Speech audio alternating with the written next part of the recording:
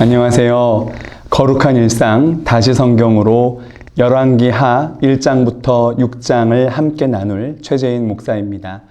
여러분 거룩한 일상 행복하게 즐겁게 잘 살아내고 계신 줄 믿습니다. 오늘부터 열왕기하 1장부터 시작이 되는데요.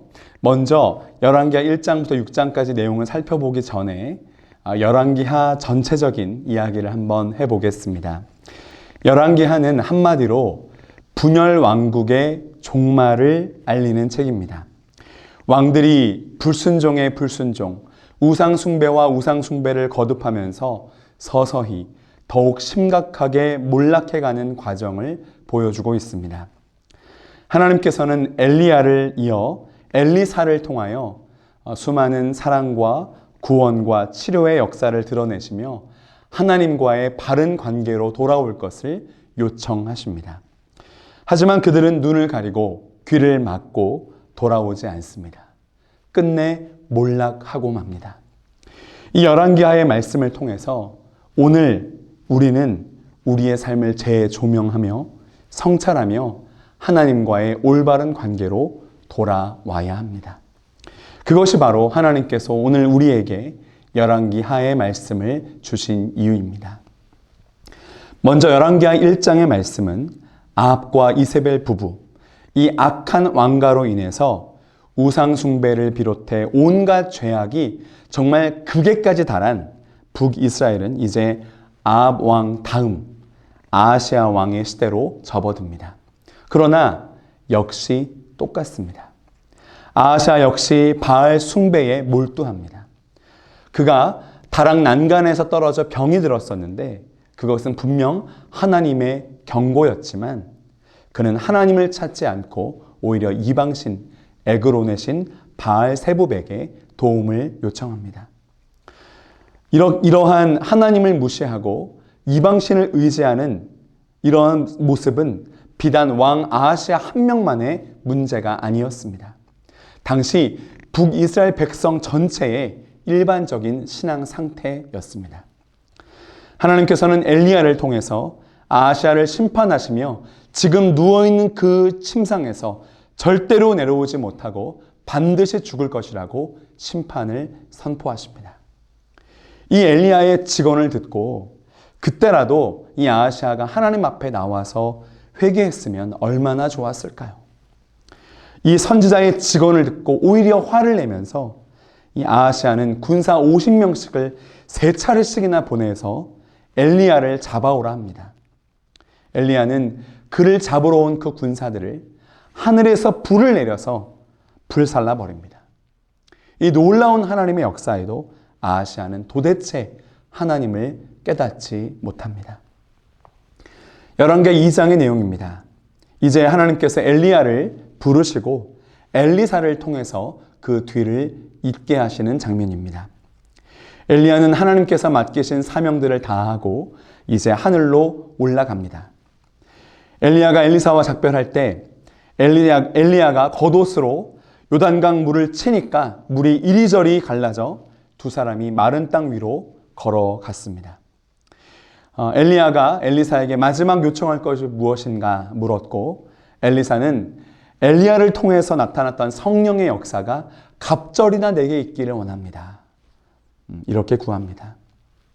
엘리사의 그 마음, 그 성령의 갑절의 은혜를 구한 그 엘리사의 지혜가 참으로 멋있습니다. 그렇게 한 시대와 인물은 지나간다 할지라도 하나님의 말씀은 계속해서 증거됩니다. 엘리야가 불수레와 불말을 타고 승천한 후 엘리사도 똑같이 겉옷으로 요단강을 쳐서 마른 땅으로 건너가게 됩니다.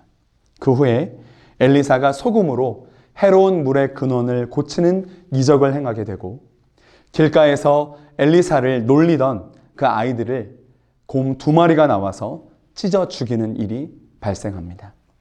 이렇게 엘리사가 하나님께서 친히 세우신 엘리야 선지자의 후계자임이 명확하게 증명되는 것이죠. 이 백성을 찾으시는 하나님의 그 애타는 마음이 계속되고 있음을 보여주고 있는 것입니다. 열왕기하 3장입니다. 열왕기하 3장은 아하시아의 뒤를 이은 여호람이 유다 왕 여호사밧과 동맹하여 모압을 징벌하는 내용입니다. 사실 아합 때까지만 해도 이 모압은 이스라엘의 지배 아래에 있었습니다. 그렇지만 막강한 왕 아합이 죽고 아하시아가 병들어서 약해져 있는 그동안 이 모압 왕 메사가 이스라엘을 배반했던 것입니다. 그러나 여호람과 여호사밧 연합군이 원정 전쟁 가운데 나가서 물이 부족해서 도리어 패전의 위기에 처하게 됩니다. 이때 여호사밧이 묻습니다. 우리가 여호와께 물을 만한 여호와의 선지자가 여기 없느냐? 여호사밧에게는 하나님을 향한 믿음이 있었던 것입니다.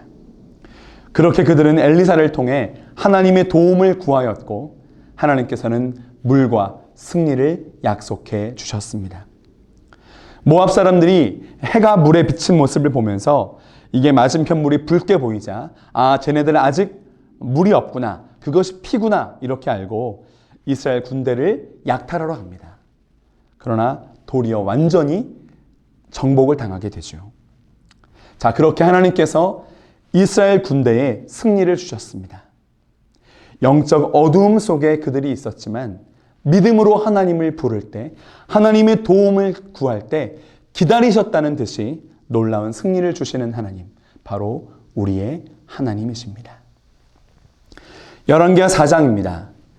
여호와 하나님께서 엘리사를 통하여 그의 권능을 드러내십니다. 이것을 보고 당신의 백성들이 하나님께 돌아오길, 하나님을 믿고 하나님께 영광을 돌리기를 원하셨기 때문이었죠. 가난하여 아들 둘을 빼앗기가 생긴 과부의 집에 그 가져다 놓은 그릇마다 기름으로 가득가득 채워주셨던 이적. 수넴에 살던 임신하지 못하던 여인이 잉태하게 해준 그 이적. 수넴 여인이 낳은 아들이 장성한 후에 죽게 되자 다시 살려낸 이적. 흉년이 들었던 길갈에서 맹독이 퍼진 국물에 독을 사라지게 했던 이적. 보리떡 20개와 자루에 들어있던 몇 개의 채소로 100명을 먹인 이적 등입니다. 엘리사가 행한 이 모든 이적들은 어려움에 처한 자들의 필요를 채워주며 죽은 자에게 새로운 생명을 부여해 주시는 하나님의 사랑을 보여주시는 이적들이었습니다. 인간의 능력으로는 절대 할 수 없는 그 일이 하나님이 통치하시는 하나님 나라에서는 현실적으로 일어날 수 있는 실제임을 보여주시는 것입니다. 하나님의 통치는 개념이 아니라 하나님 그 치료와 위로와 공급의 역사, 그것이 엄연한 현실이라는 것을 보여주신 것입니다. 네, 열왕기하 5장입니다. 열왕기하 5장은 엘리사가 아람 왕의 군대 장관인 이 나아만의 나병을 치료해주는 장면입니다. 나아만은 큰 용사였지만 나병 환자였습니다.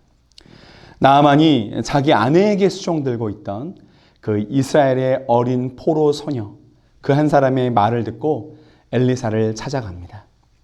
큰 선물을 가지고 예의를 갖추어서 말입니다. 하지만 엘리사는 이 나아만에게 소위 푸대접을 하면서 요단강물에 몸을 7번 씻어라 이렇게 말을 합니다. 나아만은 그것이 화가 났지만 다시 그의 종들의 조언을 받아들여서 엘리사의 말대로 합니다. 그리고 그의 나병을 깨끗하게 치료받아서 피부가 어린아이의 살과 같이 됩니다. 나아만의 이 겸손함과 이 순종은 예수님께서도 칭찬하신 바가 있죠. 이방인이었지만 하나님 앞에 겸손과 믿음으로 나아간 이 나아만을 하나님께서 사랑하신 것입니다. 이는 하나님의 선민이라고 자랑하면서 정작 하나님의 말씀을 무시하고 하나님 말씀에 불순종했던 이스라엘을 향해서 울리신 경종이었습니다. 반면 엘리사의 종 게하시가 거짓말로 나아만의 살해품을 착복했다가 문둥병에 걸리고 맙니다. 여호수아 7장 아간의 죄악을 기억하게 하시는 장면이죠. 사람의 욕심과 탐심은 이렇듯 하나님 두려운 줄 모르고 끝까지 달려가는 것 같습니다. 게하시의 문둥병을 통해서 하나님께서 우리에게 하시는 경고.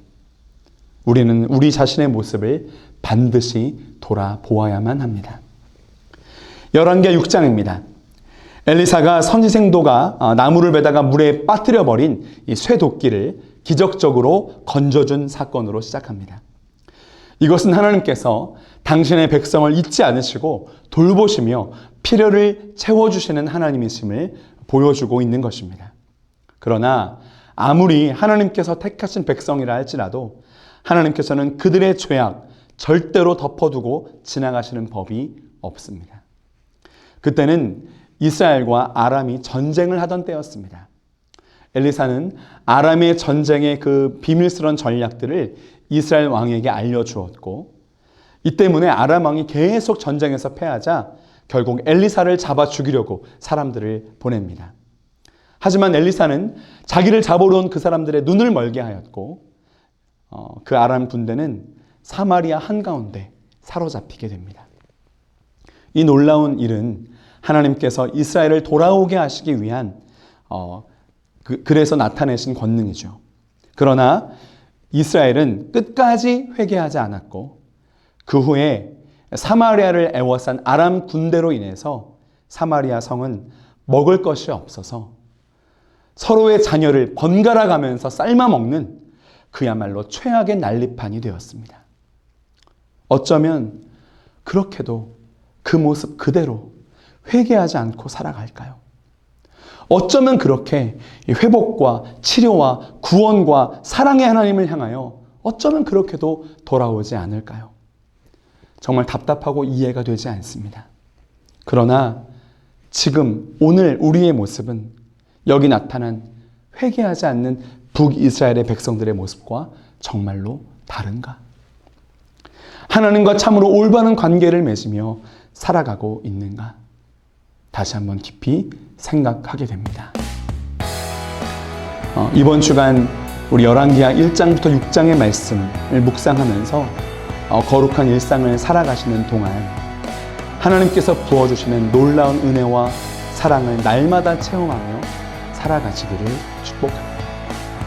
그리고 자기 자신의 모습, 그것을 다시 한번 조명하며 성찰하며 하나님 앞에 더 가까이 나아가는 이번 한 주가 되면 좋겠습니다. 저도 엘리사가 요청했던 것처럼 갑절의 성령 충만의 역사를 기도해야겠습니다. 여러분 감사합니다.